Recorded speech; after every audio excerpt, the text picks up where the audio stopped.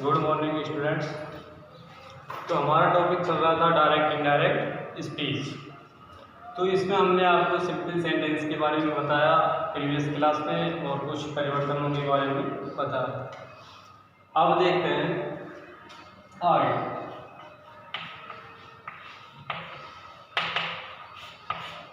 यदि आरएस के वाक्य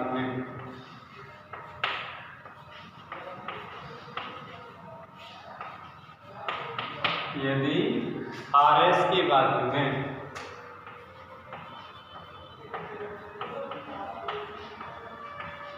universal truth,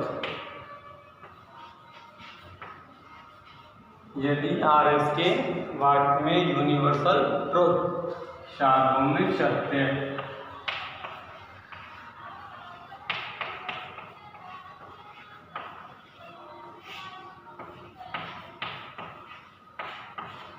habitual action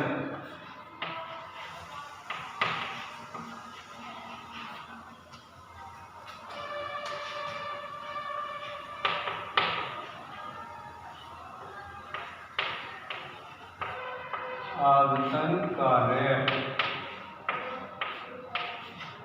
historical palace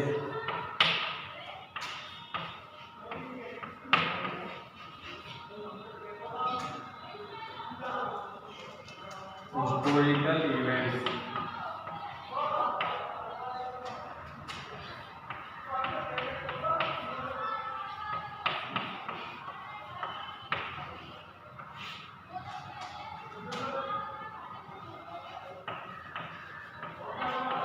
और प्रोवर्ब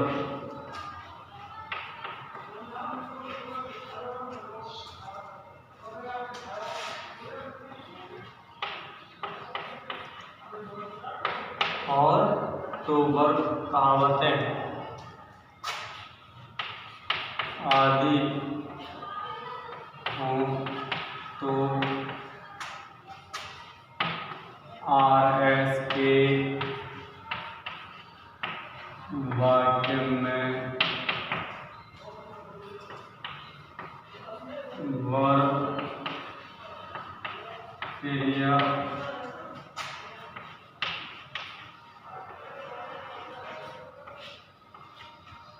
संबंधित परिवर्तन नहीं होते।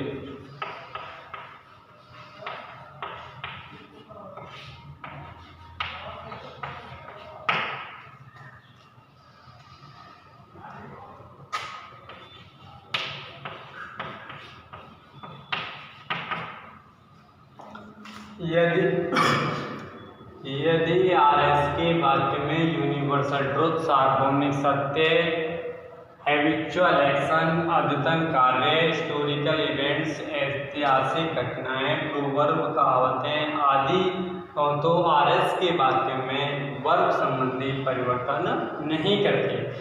यदि ये चीजें वाक्य में दी हुई होती हैं तो वहाँ हम वर्ब संबंधी परिवर्तन नहीं करते हैं। जैसे example,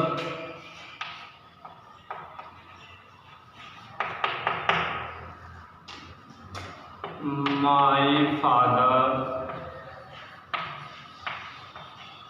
said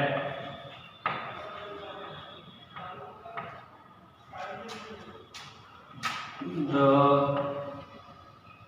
earth moved round the sun। हमने आप पढ़ा था कि भाई डायरेक्ट स्पीच में दो वाक्य होते हैं, एक तो होता है हमारा आरबी और दूसरा होता है हमारा आरएस का वाक्य। डायरेक्ट स्पीच में दो भागों में डिवाइड किया है, एक तो होता है हमारा आरबी और दूसरा होता है आरएस। हमने पढ़ रहे हैं कि यदि आरएस के वाक्य में यूनिवर्सल ट्रूथ सार्वभौमिक सत्य हैबिचुअल एक्शन अद्यतन कार्य हिस्टोरिकल इवेंट्स ऐतिहासिक घटनाएं प्रोवर्ब कहावतें आदि हो तो आरएस के वर्ब में आरएस की वर्ब क्रिया में कोई परिवर्तन नहीं करते। जो आरएस की जो वर्ब दी हुई है उसको हम जो का त्यों लिखते हैं, उसकी वर्ब में हम कोई परिवर्तन नहीं करते। जैसे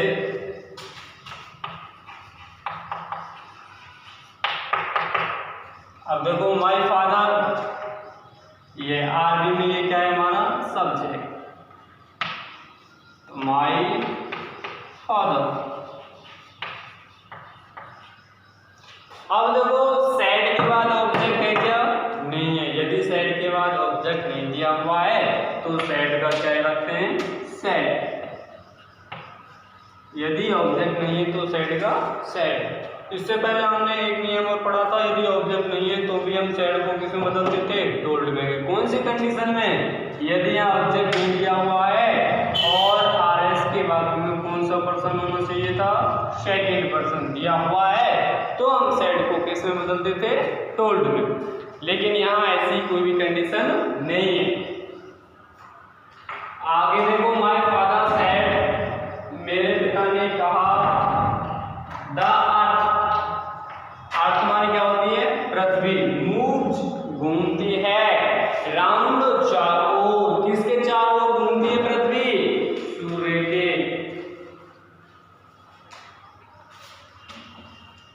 तो देखो इसमें कनेक्टिव के रूप में क्या लगा देंगे, दैट, क्या लगा देंगे, दैट। इसके बाद ये आरएस का हमारा क्या है, सब्जेक्ट, ये हमारा क्या है, वर्ब, ये हमारा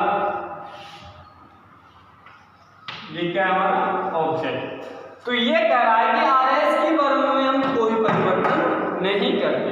तो यहाँ द अर्थ, इसके बाद मूव राउंड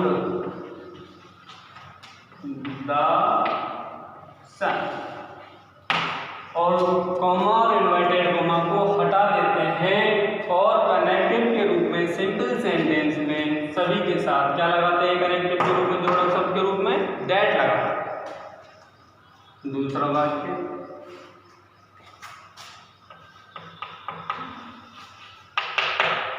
तो कनेक्टिव के रूप में इनमें क्या लगाते हैं, दैट।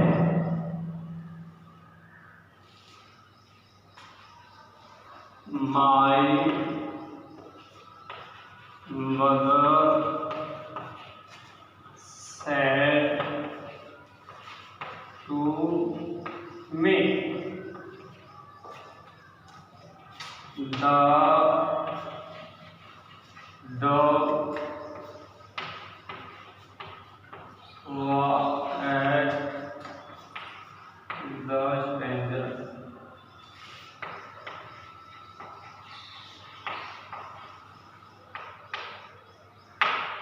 कोमा और इन्वर्टेड कोमा से आरएस का वाक्य क्या होगा, शुरू। तो इसकी क्या बनानी है हमको, इनडायरेक्ट स्पीच। अब देखो my mother said to me, मेरी माँ ने मुझसे कहा, क्या कहा, डॉग, कुत्ते, वॉक्स घूमते हैं, एट द स्ट्रेंजर्स, अजनबी व्यक्तियों पर जो कुत्ते हैं, डॉग्स हैं, वो क्या करते हैं, भौंकते हैं। तो उनकी क्या है, ये अद्यतन कार्य है, उनकी ये आदत है, वो भी आ जाए उस पर भौंकते हैं।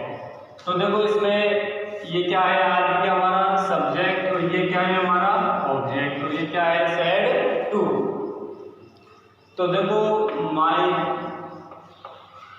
मदर,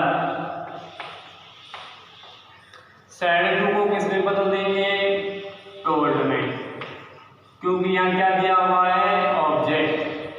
यदि आरबी के बाद में सेड के बाद क्या दिया हुआ हो, ऑब्जेक्ट, तो सेड को हम टोल्ड में बदल देते हैं। यदि सेड के बाद ऑब्जेक्ट नहीं है तो सेड का सेड ही रखते हैं। दो कंडीशन, यदि सेड के बाद ऑब्जेक्ट होता तो सेड को किसमें चेंज कर देते, टोल्ड में। यदि नहीं है तो सेड का सेड ही रखते हैं। सेड का क्या कर दिया, सेड का टोल्ड। अब क्या है यहाँ, में। सिंपल सेंटेंस में कनेक्टिव के रूप में हम किसका प्रयोग करते हैं, दैट का प्रयोग करते हैं। इन दोनों आरबी और आरएस दोनों की वाक्यों को जोड़ने के लिए कनेक्टिव के रूप में हम दैट का प्रयोग प्रयोग करते। दैट ले लिया। अब हम कह रहे हैं कि RS के वाक्य में जो वर्ब दी हुई है उस वर्ब संबंधी को भी परिवर्तन नहीं करते। तो ये हमारा क्या है, सब्जेक्ट। तो द डॉग वर्ब में दिए हुए, तो यहाँ क्या लिख देंगे, वॉज एट द स्टैंडर्ड। तो ये यदि वाक्य में universal truth, habitual action, historical events आदि ये शब्द दिए हुए हैं तो वहां वर्ब संबंधी परिवर्तन नहीं करते हैं। अगला वाक्य देखिए,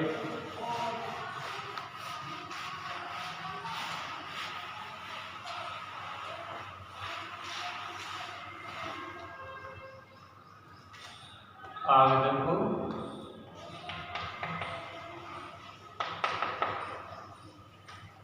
My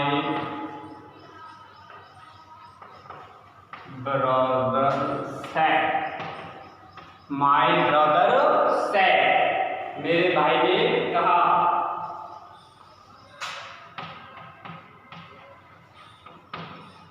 India became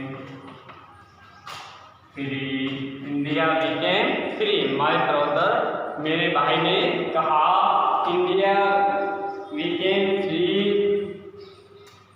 on 15 अगस्त 1906। इसकी क्या बनाना है हमें, इनडायरेक्ट स्पीच। तो सबसे पहले इनडायरेक्ट स्पीच में ये हमारा किसका वाक्य है, आगे ये हमारा क्या है, RS। तो RS के वाक्य के अनुसार हम देखेंगे ये कैसा सेंटेंस है, सिंपल सेंटेंस। सिंपल सेंटेंस दिया हुआ हो तो सैड को या तो सैड में या टोल्ड में बदलते हैं। टोल्ड में कब बदलेंगे, जब हमारा सैड के बाद ऑब्जेक्ट क्या होता है तो उसको किस में बदलते हैं, टोल्ड में, नहीं तो सैड का सैड ही रखते हैं। सिंपल सेंटेंस की RS की पहचान है कि वाक्य सब्जेक्ट से शुरू होगा और अंत में क्या मिलेगा हमको, फुल स्टॉप। तो माई ब्रदर सैड का क्या रखेंगे, सैड। दोनों वाक्यों में कनेक्टिव के रूप में क्या लगाएंगे, दैट। दोनों वाक्यों में कनेक्टिव के रूप में दैट। सिंपल सेंटेंसों में जो शब्द या कनेक्टिव के रूप में क्या लगाते हैं, दैट। इसके बाद इंडिया became free on 15 अगस्त 1907। तो ये कुछ नियम है। यदि वाक्य में हिस्टोरिकल फैक्ट्स, ऐतिहासिक तथ्य, यूनिवर्सल ट्रूथ, हैबिचुअल एक्शन और प्रोवर्ब कहावतें हों तो वहां RS के वाक्य में कोई भी परिवर्तन नहीं करते हैं। अब दूसरा देखो,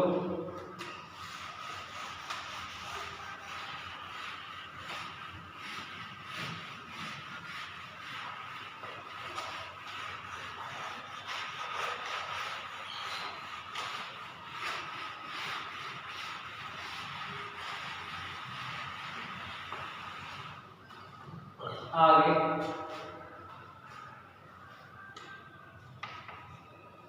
यदि आरबी में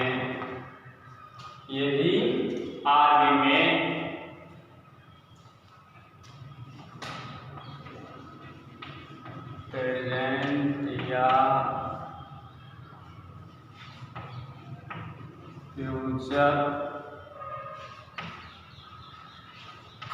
दिया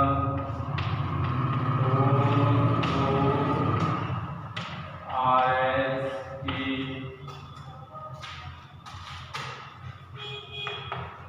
क्रिया में कोई परिवर्तन नहीं करते हैं। यदि आरवी में प्रेजेंट या फ्यूचर टेंस दिया हुआ है तो आरएस की क्रिया में कोई परिवर्तन नहीं करते हैं। जैसे देखो से या सेज दिया हुआ है तो इसका से या सेज रखते हैं। यदि आरबी में क्या दिया हुआ है से या सेज तो से और सेज है तो से। यदि से टू और सेज टू,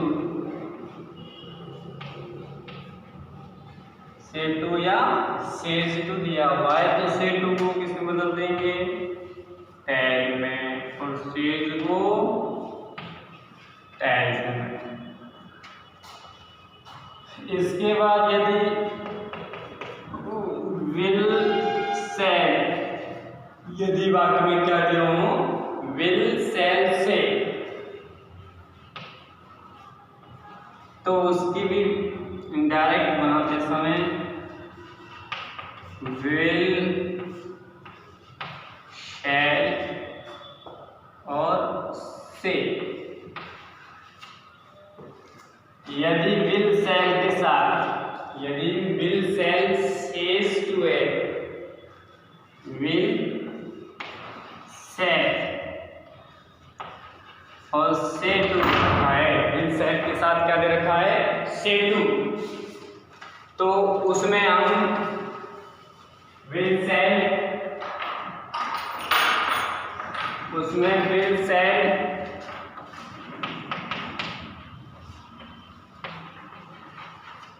और से टू को किस में कर देंगे टैल। ये परिवर्तन है। यदि आरबी में प्रेजेंट या फ्यूचर टेंस दिया हुआ है तो आरएस की क्रिया में कोई परिवर्तन नहीं करते। जैसे से दे रखा है सेज है तो से का से और सेज का सेज, से टू दे रखा है सेज टू है, से टू का टैल और सेज टू का टैल्स। विल या सेल के साथ से दे रखा है विल सेल से, विल सेल से टू दे रखा है तो विल सेल के साथ क्या लगा देंगे से टू को किसमें टैल। आप देखते हैं उदाहरण,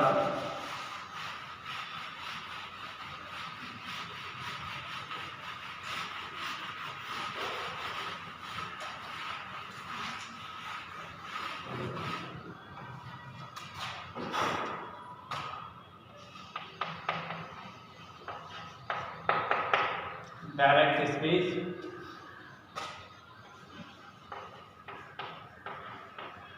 राकेश सेज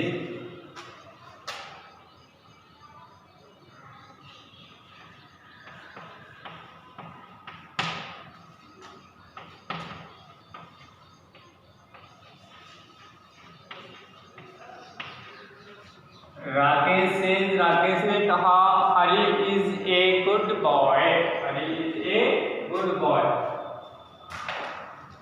तो इसकी हमें क्या बनानी है इनडायरेक्ट।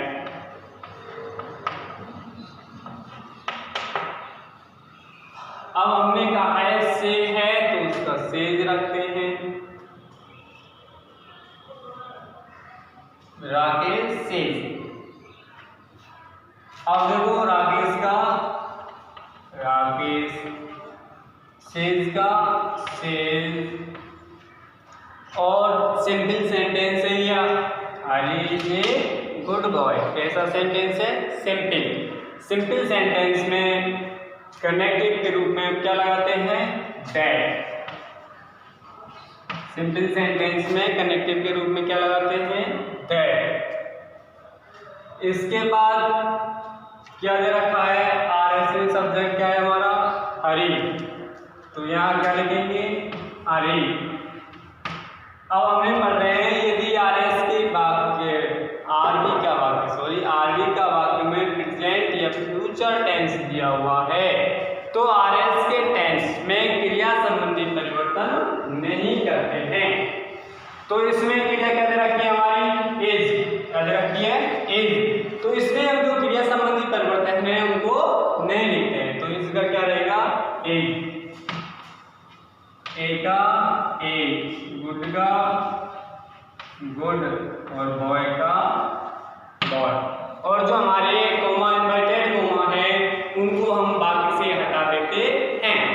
अब देखो यदि आरबी में प्रेजेंट या कौन सा टेंस हो, फ्यूचर, तो उसमें हम आरएस के वाक्य में कोई भी परिवर्तन नहीं करते हैं। अगला वाक्य देखो,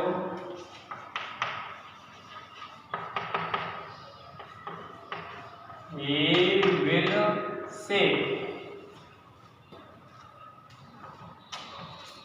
he has done it.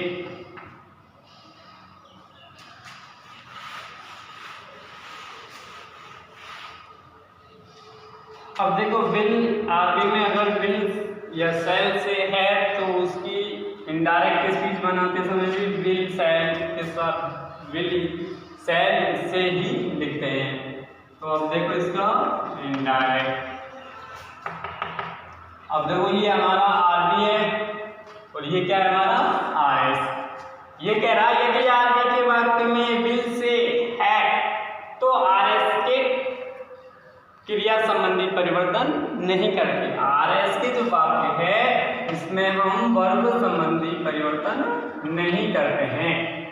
तो इसमें आरबी का वाक्य कौन सा है, फ्यूचर में है, विल से। तो यदि प्रेजेंट या फ्यूचर टेंस है तो आरएस की क्रिया संबंधी परिवर्तन नहीं करते।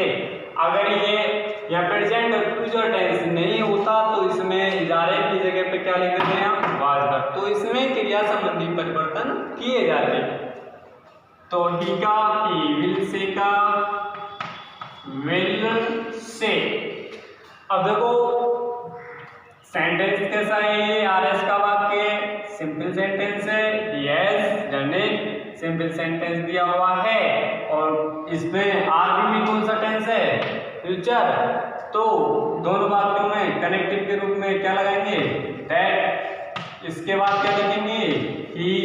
अब देखो हैज हमने पढ़े हैं टेंस संबंधी परिवर्तन में, यदि हैज या हैव है तो वहां क्या लगाते थे, हैड। लेकिन यहाँ हम इन परिवर्तनों को नहीं करेंगे। क्यों, क्योंकि यहाँ कौन सा टेंस दिया हुआ है, फ्यूचर। यदि फ्यूचर टेंस है आरबी में, प्रेजेंट या फ्यूचर टेंस है तो आरएस की क्रिया संबंधी परिवर्तन नहीं करते हैं। तो इसकी जो हैज है, हैज का क्या रहेगा, है। दो कंडीशन है, यदि वाक्य में universal truth, historical palace, proverb और हैबिचुअल एक्शन दिए हो तो उसमें भी हम आरएस के वाक्य में टेंस क्रिया संबंधी परिवर्तन नहीं करते। वही कंडीशन यहाँ है, यदि ऐसे प्रेजेंट आरबी में, किसमें, आरबी में प्रेजेंट या फ्यूचर टेंस है तो आरएस के वाक्य में क्रिया संबंधी परिवर्तन नहीं करते। तो हैज है, हैज का क्या रहेगा यहाँ, हैज। इसके बाद क्या दे रखा है, डन। तो डन और एट का एट, और जो कोमा इनवर्टेड कोमा दिए हुए हैं इनको हम वाक्य से हटा देते हैं। तो ये ध्यान रखने की चीज है इसमें, यदि आरएस के वाक्य में प्रेजेंट या फ्यूचर टेंस है तो उसमें हम क्रिया संबंधी परिवर्तन नहीं करते। आगे देखो,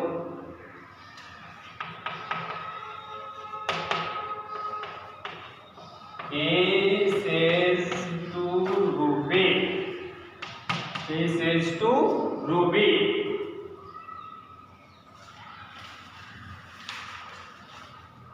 they cannot deceive me and you, comma inverted comma।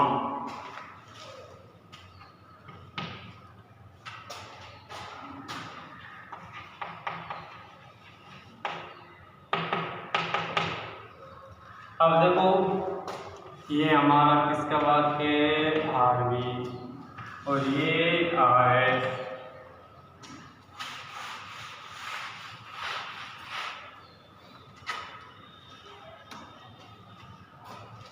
तो देखो ही का आरबी में जो सब्जेक्ट है वो ऑब्जेक्ट से बात कहने का काम कर रहा है। ही उसमें से टू कहा, सब्जेक्ट ऑब्जेक्ट से बात कहने का काम करता। हमने बताया था शुरुआत में कि ये रिपोर्टिंग वर्ब, इसमें सब्जेक्ट है जो ऑब्जेक्ट से बात कहने का काम करेगा, बात कहने का। और आरएस में सब्जेक्ट ऑब्जेक्ट, सब्जेक्ट कर्ता ने जो कर्म से जो बात कही है वो काम मिलेगी हमको आरएस के वाक्य में।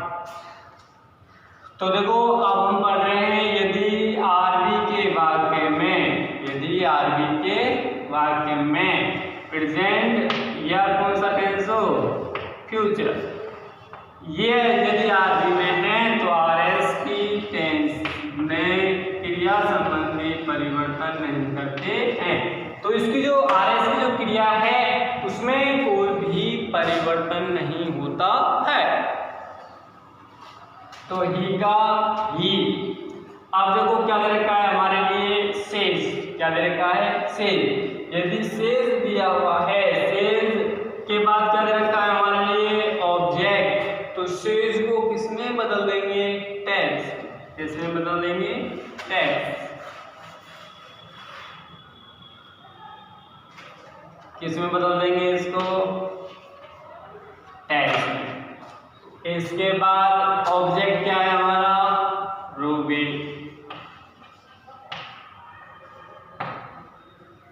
अब देखो आरएस का वाक्य किससे शुरू है, सब्जेक्ट से। यदि आरएस का वाक्य किससे शुरू हो, सब्जेक्ट से, तो वहां कनेक्टिव के रूप में दोनों वाक्यों को जोड़ने के लिए सिंपल सेंटेंस में क्या लगाते हैं, दैट। क्या लगाते हैं, दैट। इसके बाद हमारे लिए क्या दे रखा है, दे। क्या दे रखा है, दे। तो हमने ट्रिक है SON, SON, 1 2 3। यदि आरएस के वाक्य में, यदि आरएस के वाक्य में कौन सा पर्सन है, फर्स्ट। ये हो गया हमारा आरएस और ये हो गया हमारा आरबी। यदि आरएस के वाक्य में फर्स्ट पर्सन दिया हुआ है तो उसको किसके अनुसार, आरबी के कर्ता के अनुसार। सेकंड पर्सन है तो उसको आरबी के ऑब्जेक्ट के अनुसार। सेकंड पर्सन है तो उसको आरबी के किसके अनुसार, ऑब्जेक्ट के अनुसार। फर्स्ट पर्सन है तो आरबी के सब्जेक्ट के अनुसार। यदि कौन सा पर्सन दिया हुआ है, थर्ड पर्सन दिया हुआ है आरएस के वाक्य में, तो उसमें कोई परिवर्तन नहीं करते, नो चेंज। थर्ड पर्सन दिया हुआ है आरएस के वाक्य में तो उसमें हम कोई भी परिवर्तन नहीं करते हैं।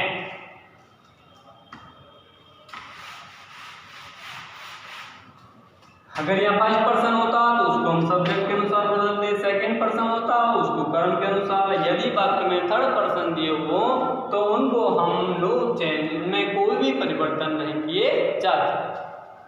तो यहाँ क्या आएगा, दे। अब पढ़ रहे हैं प्रेजेंट या फ्यूचर टेंस है तो उसमें हम क्रिया संबंधी परिवर्तन नहीं करते। आरबी में प्रेजेंट या फ्यूचर टेंस है तो उनमें हम क्रिया संबंधी परिवर्तन नहीं करते। तो दे, इसके बाद क्या आ जाएगा, कैन, फिर नॉट। They can not. फिर क्या दिया, केवल रिसीव, रिसीव्ड। अब देखो कौन सा पर्सन है, फर्स्ट पर्सन। फिर आगे विभाग SON, 1 2 3। फर्स्ट पर्सन, कौन सा पर्सन दे रखा है, फर्स्ट। फर्स्ट पर्सन दे रखा है, फर्स्ट पर्सन को किसके अनुसार, आरबी के कर्ता के अनुसार। कर्ता क्या है इसमें, कर्ता क्या है हमारे लिए इसमें, ही। कर्ता क्या दे रखा है, ही।